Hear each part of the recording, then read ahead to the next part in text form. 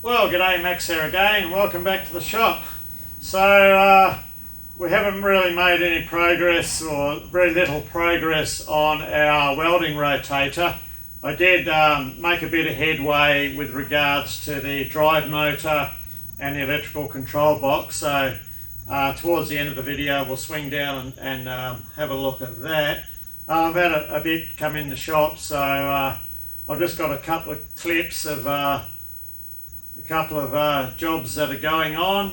There was 155 zinc anodes to make, and I'm in the middle of a run of excavator 100 and 110 millimeter pins. There's quite a few of those to do, and this and that. So yeah, just a bit of a general mixed content video. So I just thought I'd bring you along on this quick one here. We've got a lot of little parts we're machining, and it's just how I've set my small machine up here for a bit of repetition turning without going overboard with tooling, just using tools that I've got laying around that just might need a little minor touch up here and there without going overboard. And we do employ the use of our rear mount tool post.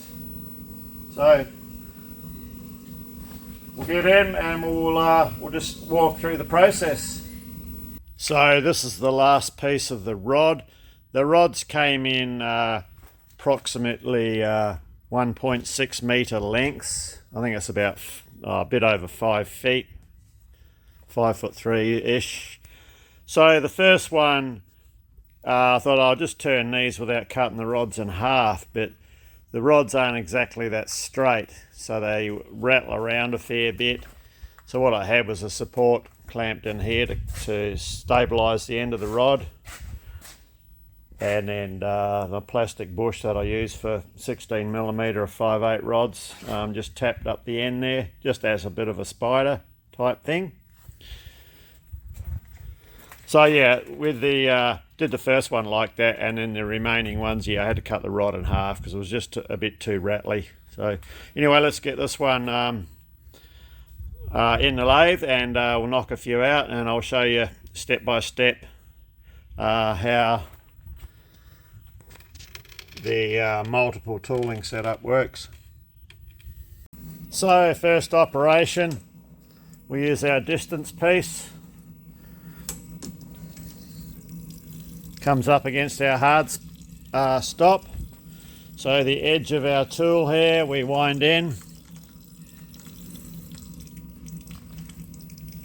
Just push the stock forward till it hits the tool. Clamp up. Retrieve our hard stop, leave it there. Bring our tool out and get it set into the correct position, which is our 0 position on the dial on the metric scale, which is right there, and it has to be dead on. Probably looks a bit off for you because of the parallax angle, whatever they call it, but from me looking dead on, it's dead on. So what we do now, the bar stock's 16 millimeters diameter. This diameter here has to be turned to 14.5. It's not that critical. However, this diameter here it's 10 millimeters. Well, it's actually 10.05 millimeters. We'll finish 10.05 here, and it'll be 10.02 or 10 millimeters down. Yeah, 10.02 there, 10.05. So there'll be a slight taper for 40% of it, but we'll get to that part at the moment. So yeah, this operation here, we parallel turn that and that at the same bloody time. So this tool here will do the large diameter, and this tool here, the corner of this tool here,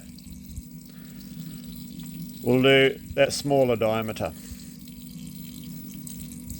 So I'll run through this first stage. I can't turn the coolant off, so you're not going to be able to see too much. The reason I can't turn the coolant off is because the zinc material, alright, it's very easy to machine, but it will build up an edge quite quickly on the tool without flood coolant.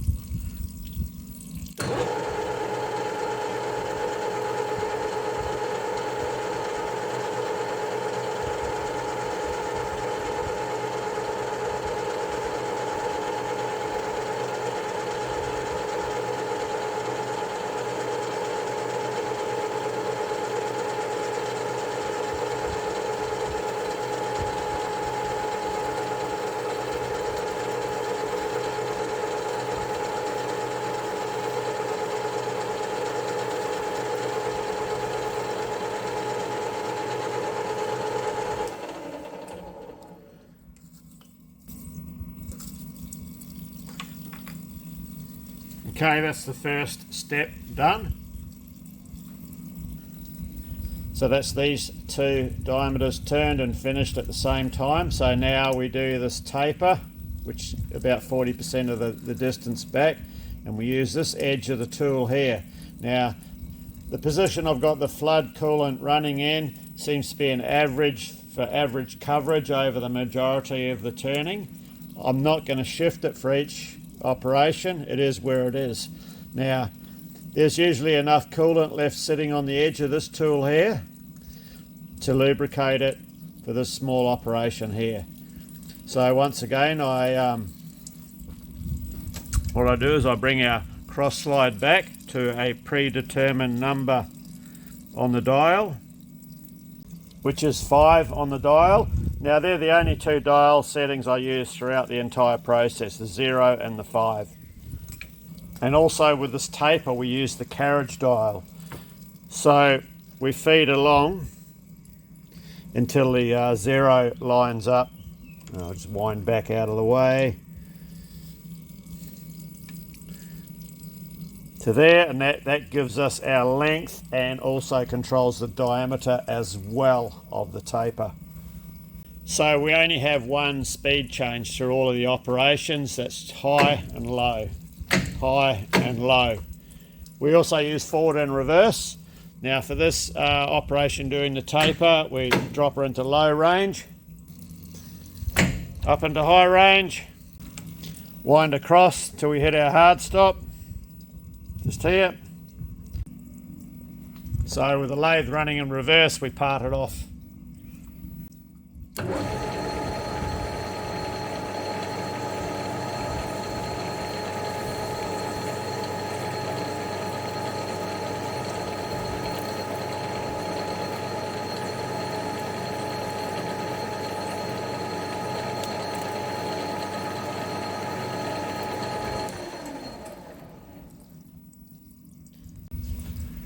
Most of the time the part lands just here. It didn't today, it's here.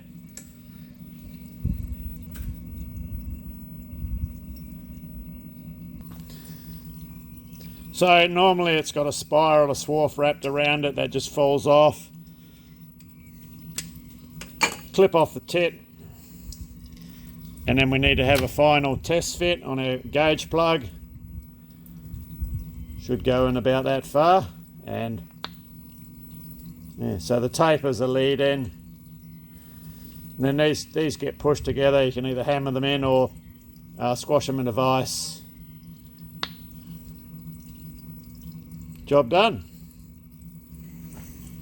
And then of course in the tray. So knocking all these out, and we've got a whole heap more to go. It's something very similar to watching paint dry. So I'll sit you down here and I'll just run through a couple more. I'll forget you there.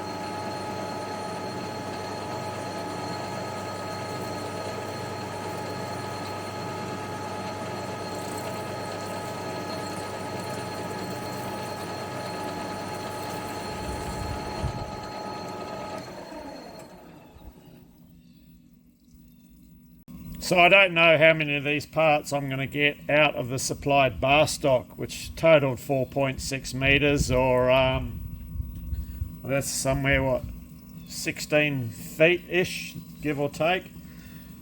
So there's quite a few, 150, 180. I don't know if we'll get to 200, but it won't be far off it. So that's a good use of a rear-mounted tool post with your parting tool that also does a secondary operation, and the dual tool setup for turning both diameters at the same time. So yeah, appropriately tooled up, the little lathe does perfect for these little jobs. Because of the small amount that's being done, I could have improved some of the tooling, some of the grinds on the tooling to incorporate a chip breaker so it would curl a chip a bit more, but it wasn't worth the effort going to for such a small run of parts, you know, so it's only a one-off thing, so it's, yeah. I also had a heap of these plugs that had to be drilled out. Well, they did have a hole in them, but it had to be opened up. So quickest way for me to do anything like that is in Hong Fak Wong here, and just the lathe chuck bolted down with a hard stop, put them in, drill them, take it out. Likewise, it's about half the time doing them this way than chucking them up in the lathe. Well, that's 155 zinc anode pins knocked out. So I guess we better head over and carry on with our welding rotator. Our welding rotator progress. So our motor and reduction drive, the one we're going to use, turned up. It's 24 volt. That I found on eBay. They're not expensive. About $65 thereabouts, something like that. And I'm just dicking around with sprockets at the moment. I've stolen the sprocket off my wife's push bike, and I'm toying with the idea of insulating the sprocket and the complete drive electrics from the frame of the machine, because I had someone tell me that if you're using high frequency TIG, it can really mess with the electronics inside your speed controllers at times. You know, I don't know the full details on it, so I just thought, yeah, well, completely insulating the drive is probably, well, quite possibly the way to go. I imagine. I'm not a full bottle on it, so.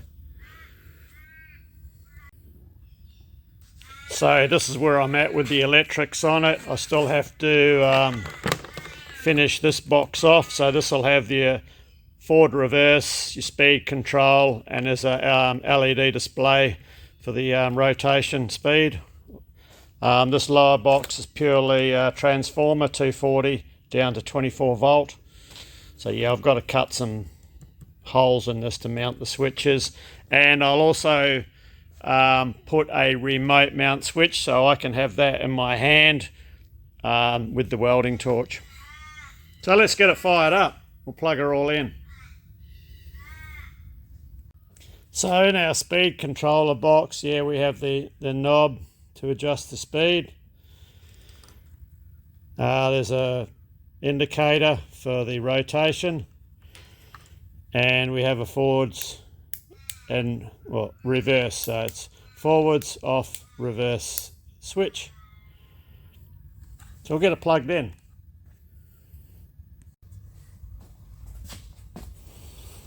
So we have this counter here. I don't know what it measures.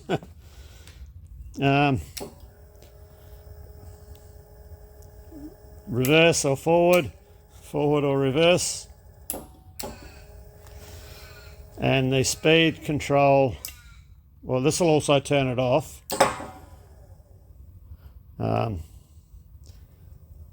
It will go down to a very low speed, and like, I'm struggling to hold that.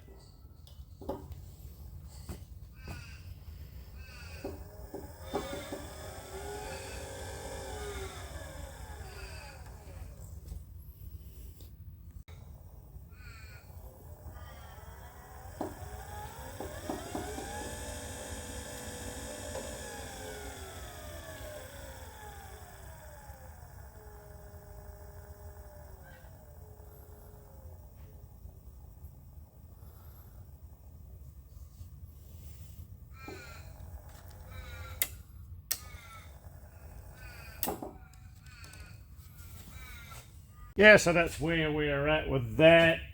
I'm just going to see how a reduction goes to a sprocket, something like that. And we'll just see how it all pans out. So yeah, that's where we're at with our welding positioner.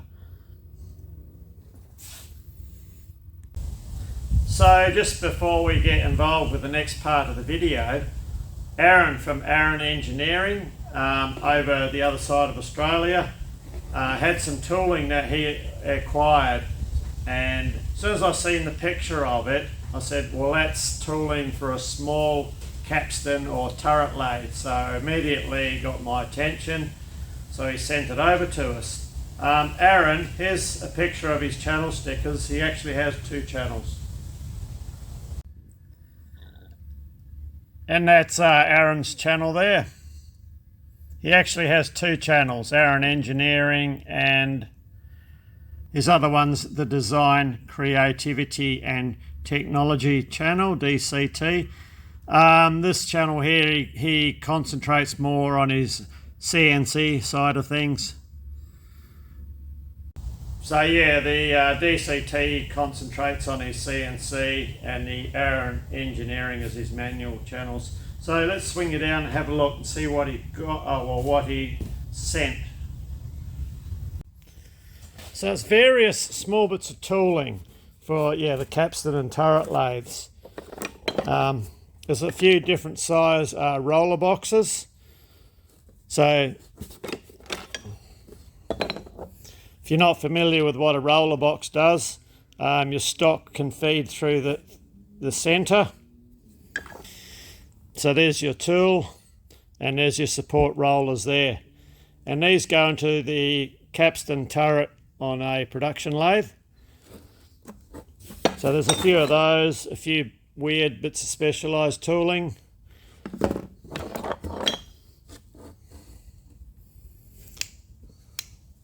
That's an offset one, so that could be used, and it has stops like for grooving, things like that.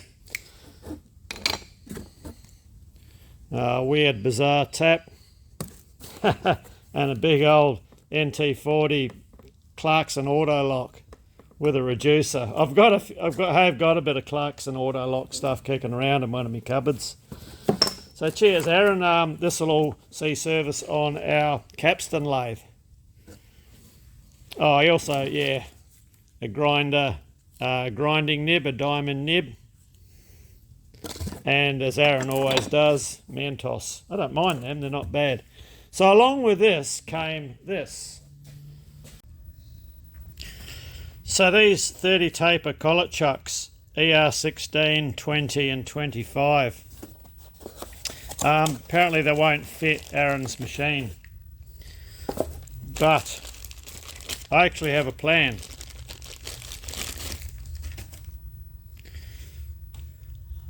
I'm thinking about adapting my tool and cutter grinder to take this ER series of collet chucks on their 30 taper. So that's my major plan with them at the moment. I do have a secondary plan, and that involves the use of these on the slideway grinder, because I can get a bearing head spindle assembly to take these. So not sure which way I'm going to go yet with that. So these were supplied to Aaron by Live Tools over in New South Wales, Australia. So tooling supplier. So if you need tooling or inserts, Arthur at Live Tools is worth checking out. I've got to get some more inserts shortly, so I'll be giving Arthur a ring and see how we get on. So anyway, big thanks to Arthur for supplying these to Aaron, who then supplied them to me. So at least they'll get some. They will get some use in the. Well, predominantly they're headed for the tool and cutter grinder.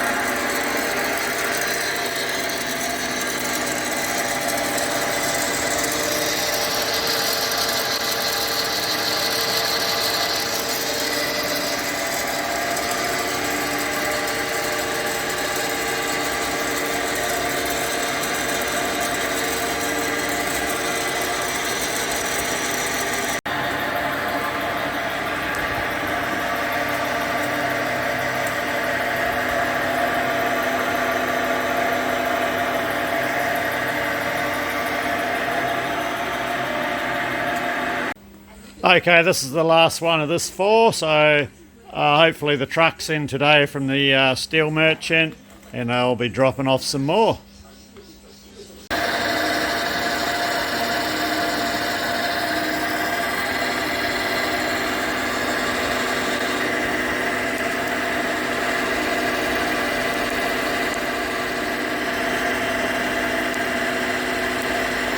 So having a tailstock chuck, they are worth their weight in gold with this sort of work. It saves you having to muck around and pre-drill a centre in it. So what I do with these is just set up the bar as you see here. Rough turn what I can down to 0.6 of a mil oversize. Finished diameter is 110 millimetre. So that gives me 2.3 millimetre cuts to split for our final size. So what I'm up to now is I'll bring the steady rest along now. We'll get them set up somewhere around here. We'll get rid of the tailstock chuck. I'll get a centre drill. I'll drill the centre, get a revolving centre in, get this rough down to that size, and then take our two finished cuts. And then flip the bar over and repeat the process. So the reason I take a 0.3 millimetre finished cut, I find on this machine, with the slight wear that we still have to attend to on this inner way, it gives me my most parallel result. So generally I'll get under 0.02 millimetres parallelism. If I take a heavier cut on a finished cut, it'll creep out to 0.05 millimetres, which is just under 2/1000 of an inch, which is a bit outside my comfort zone for the tolerances on these parts. So yeah, 0.03, and two of them works perfect. And then just got to be careful where your cuts blend. As you come up to it, you've got to pull out, otherwise the load will come off the tool and you'll cut a little groove in there. So with this, I do all of the roughing and all of the finishing on 350 RPM. Feed rate, it's just a moderate, where are we, T, 9 2/10,000 feed rate. And that works out good. I'm not messing around changing speeds and feeds. It's a good average for roughing and finishing on these parts. It's 1045 black bar, and it gives me a reasonable, a good finish as well. Yeah, so just because your machine may have slight wear in the bed or something like that, it's never the end of the world, you know. You can always jigger things around to get your turning between tolerance. I mean, offsetting the tailstock is not the be-all and end-all to get a parallel result on a machine with wear in that area of the bed. You can split the difference, and that's what I do. I'll split the difference between the wear, and I'll split it by offsetting the tailstock. And it's just a bit of a balancing act to find the sweet spot and combine that with your last two split cuts for your finishing.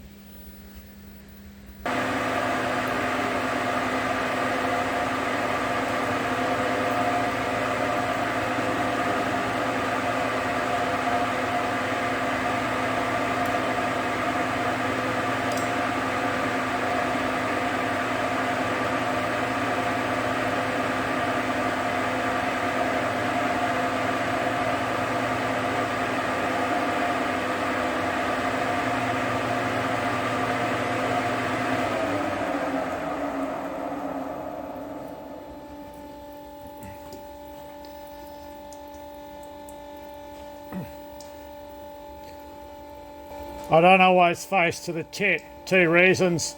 A lot of times, if your tool's not on centre, you risk breaking the end off your insert. So I only go to there, and the centre drill will take care of that, no problem.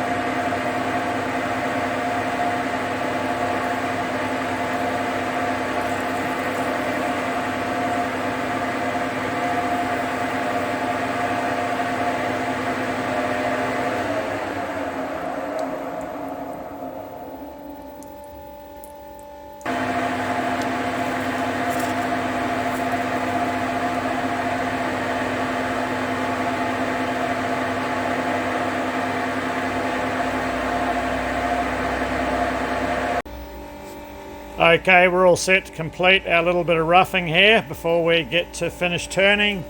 If you made an error setting up your steady followers, you'll see it straight away. Something you've got to be really aware of when using a fixed steady, is your part will walk out of the chuck. When that's happening, you'll quite often hear your steady rest making some weird noises, but it doesn't always make weird noises.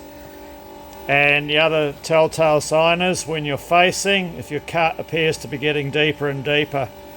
So you always got to be really switched on about what's going on just here. You do not want to see a gap start to emerge.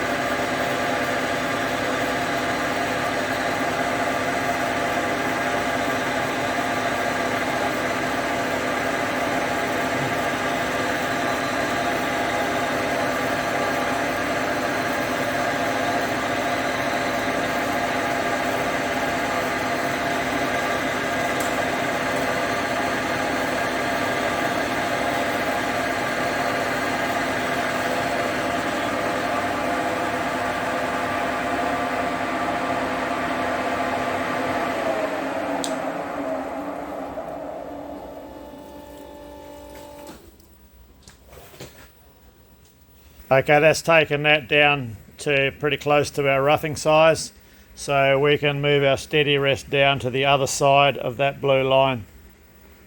And then what we'll do is I'll take then our 2 finished passes.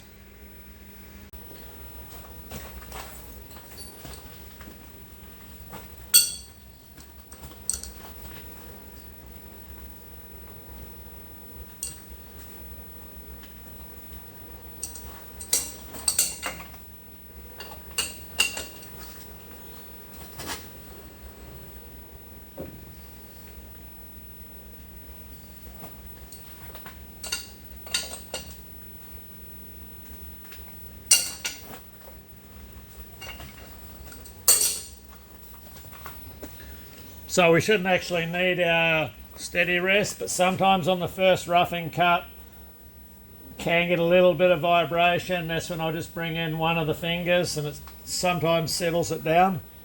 So if I get a measurement here,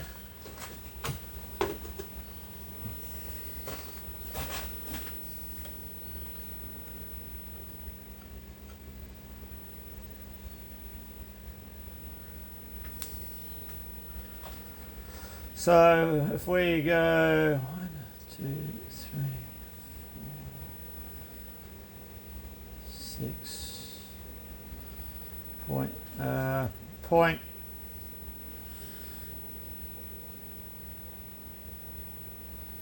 0.6,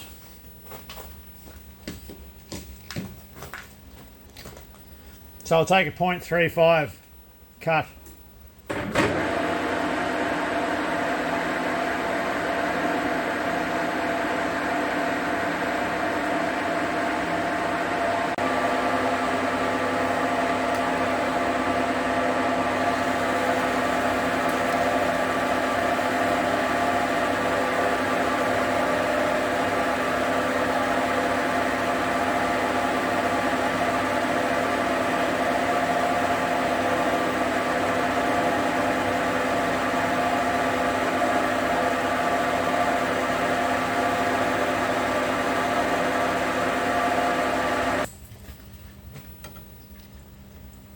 Okay, so that left us for the finish, well, left us with 110.24.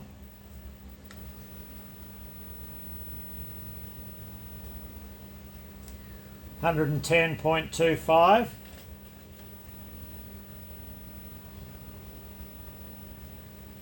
110.24.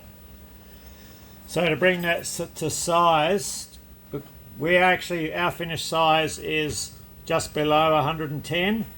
It's a maximum of 0.1 and a minimum of 0.15. So we want to land in the middle. So if we go 0.1, 0.2, 0.3, 0.35, if we go 0.36 millimeter cut, that'll get us bang on.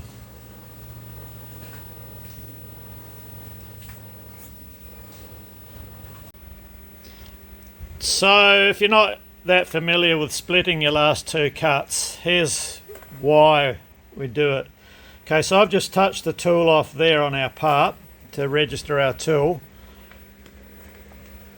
and you see we're 0.2 millimeters shy of where we should be. Our last cut was on the 0. So when I take this cut, I'll back out.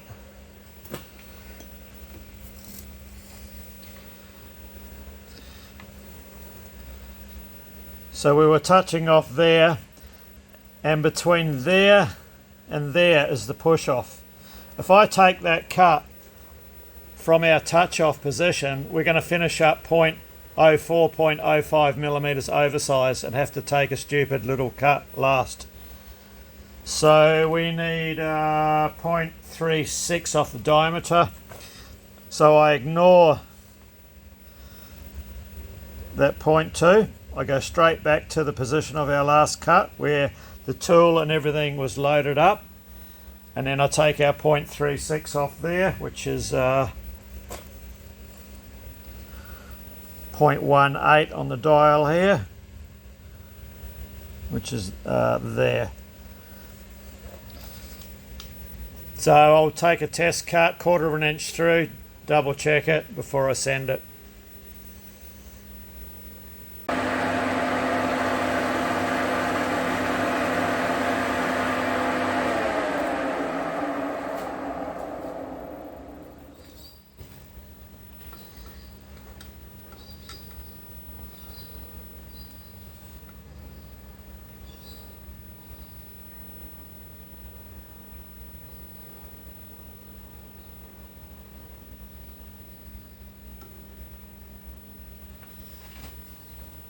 And see, we've come up spot on there between our high and low. So 35 is our low and 40 is our high. So we can send it.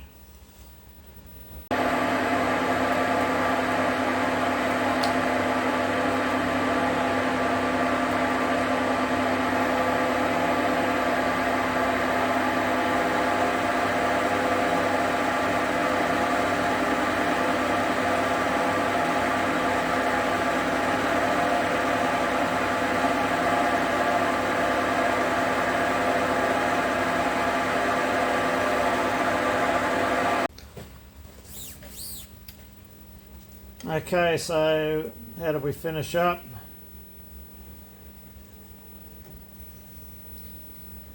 Smack in between the high and low limit,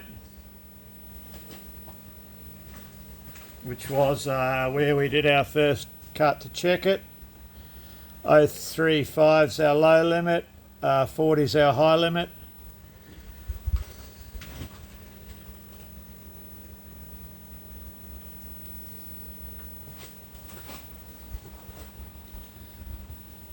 .01 below our high limit in the middle.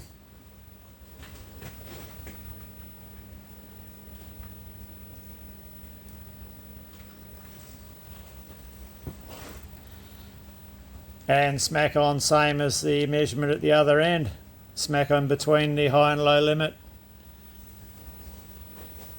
So that's this side done. I'll just do the chamfer on here.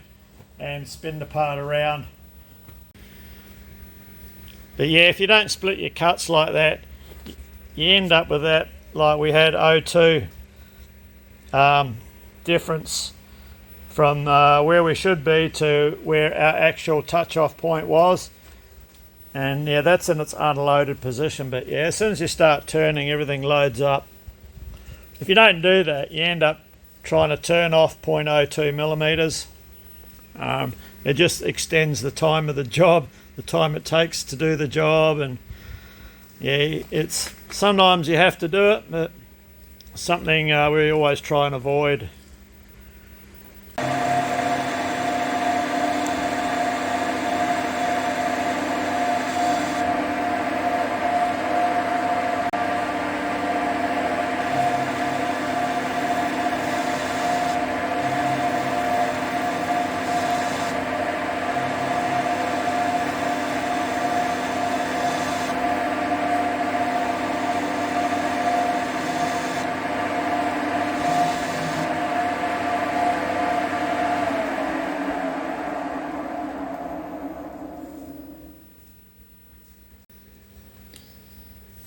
So that's a fair size chamfer to get in without chattering. That's why I step it in. So that's 6 millimeters, 1/4 of an inch. So I just give that a tidy up with a file.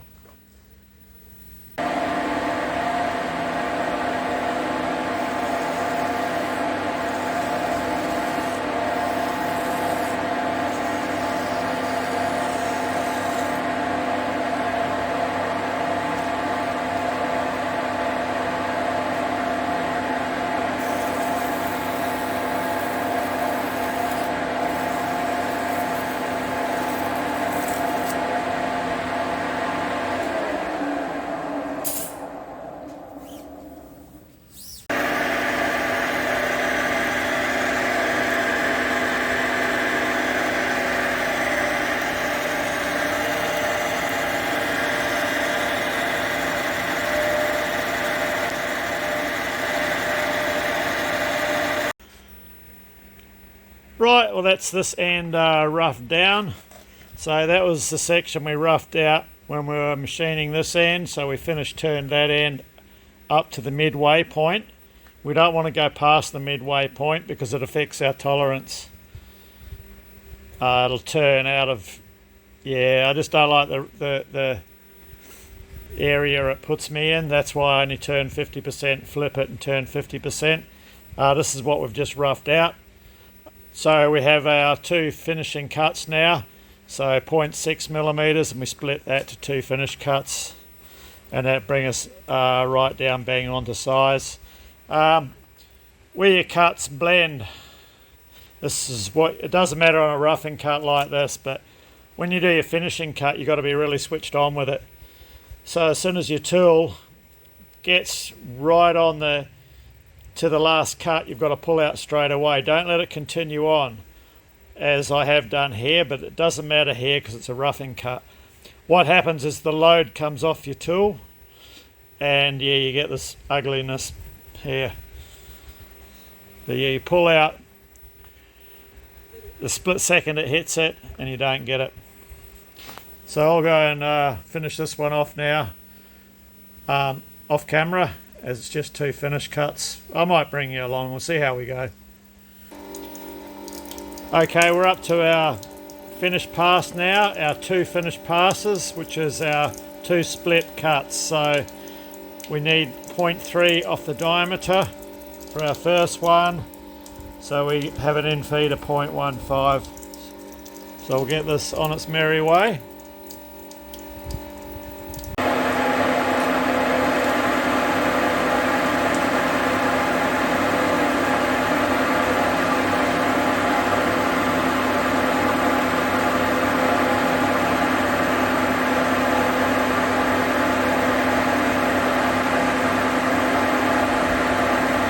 Okay, that's our first finished pass completed. So this is where you've got to balance out now between any taper you've got in your part and your blend where you're going to end up. So ideally what I'm aiming for here is to be just below our upper limit here, and when we hit our blend to be the same as down here, within 0.01ish of being down here. So if we look, get an idea what taper we've got.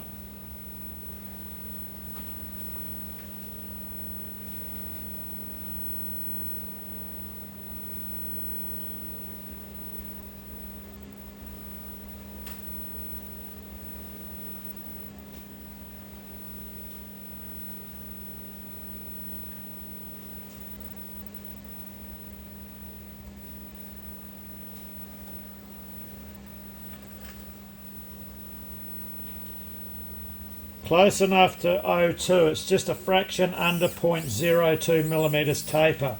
Bigger here than here.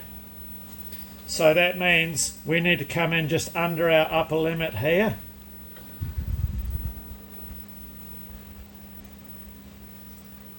Between midway of our limit and the upper limit is where we want to land on here.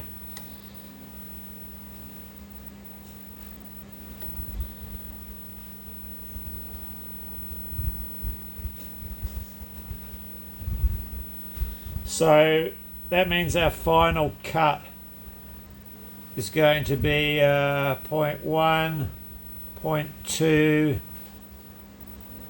0.25, 0.26,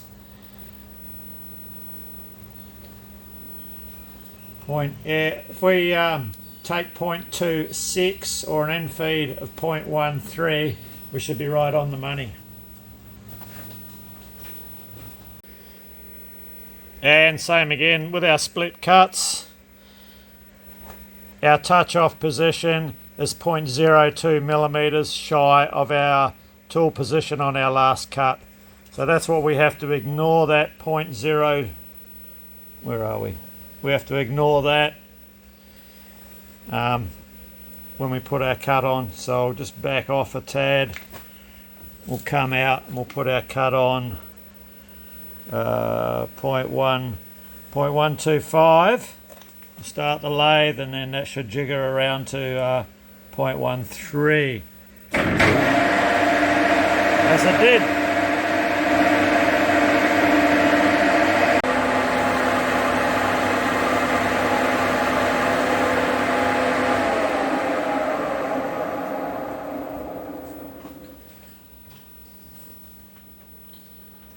Final check.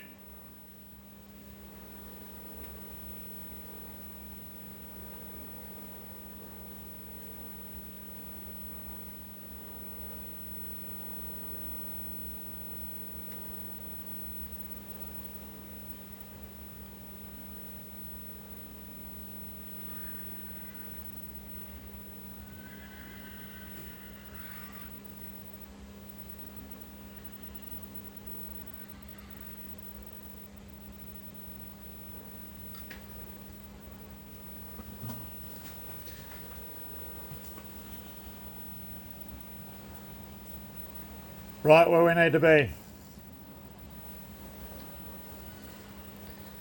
Right, we'll send it.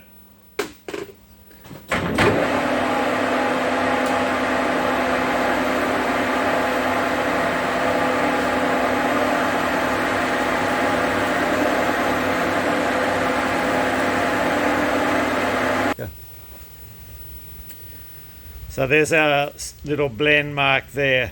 So if you pull your tool out at the right time, all's good.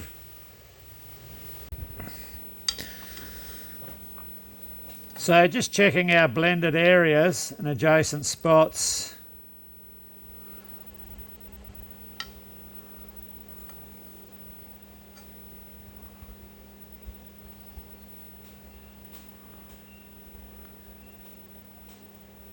We're 1/100th of a millimetre bigger on our cut we've just done, so a bee stick under half a thou. It's less than half a thou.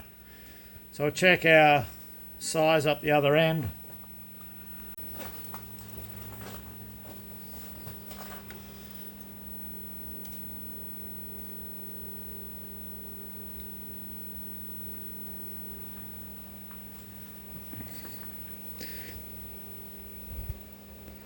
And we've come up just a hair above our midway tolerance, so that's pretty good.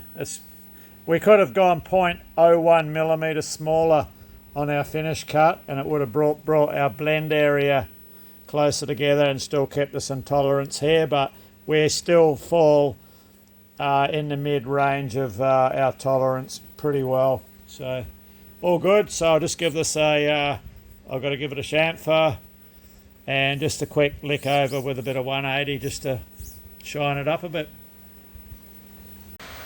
So I don't have a one of those big flash, big ass fans like A-Bomb's got, but I got a 750mm industrial Dynabreeze that I got out of a dumpster.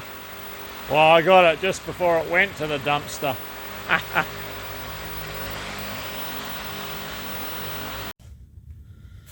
So we're just drilling the keeper bolt holes in the end of these pins at the moment on the Bridgeport. This is exactly the reason why I made these V-blocks, so I can run them all through with an end stop. This is a 110 diameter one, this one, and those ones there are already. 3 there will be going out, should be going out today, same with the one in the Bridgeport, the smaller ones for stock.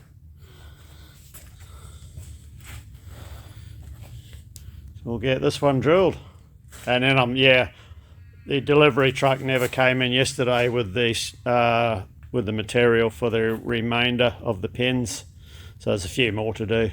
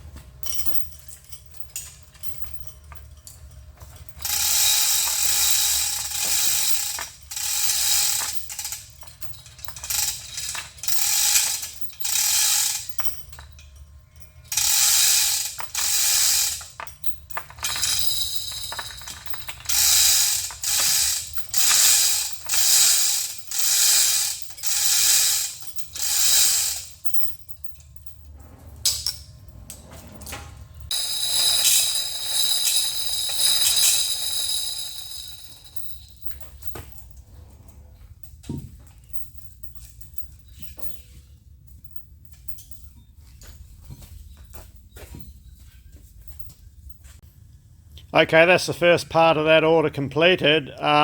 In the interim, I've had something else possibly come up, and because our boring mill is a fair way off being fully operational, we need to use Olga. So I need to make up some tooling so we can use the horizontal spindle for boring operations. So I'll get some steel and we'll knock up a 50 taper boring bar holder. Well, I'm actually still in the middle of another job in here, but the steel delivery truck has not come yet today. So I have to do what I didn't want to do and we'll have to get these in. As soon as I get this set up, you can guarantee the steel delivery truck will come and I'll have to take them back out.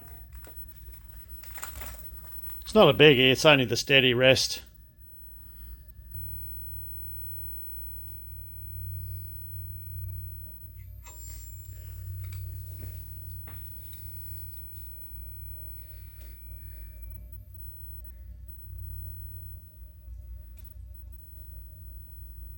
Yeah, 63, so 0.5.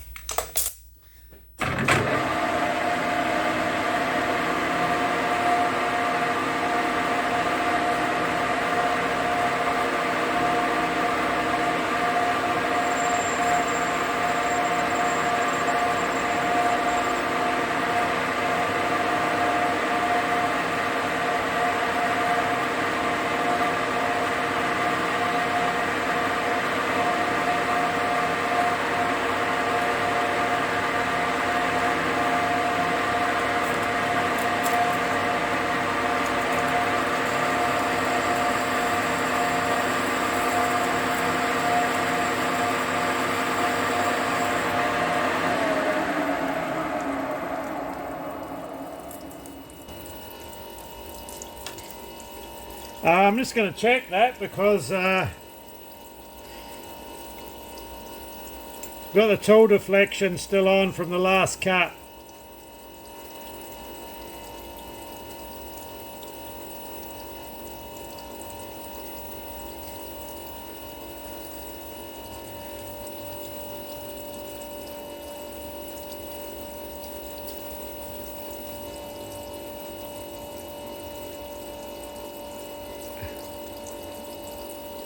And I'm liking that. Right on it. So yeah, that was tool deflection taken into consideration. Splitting your cuts.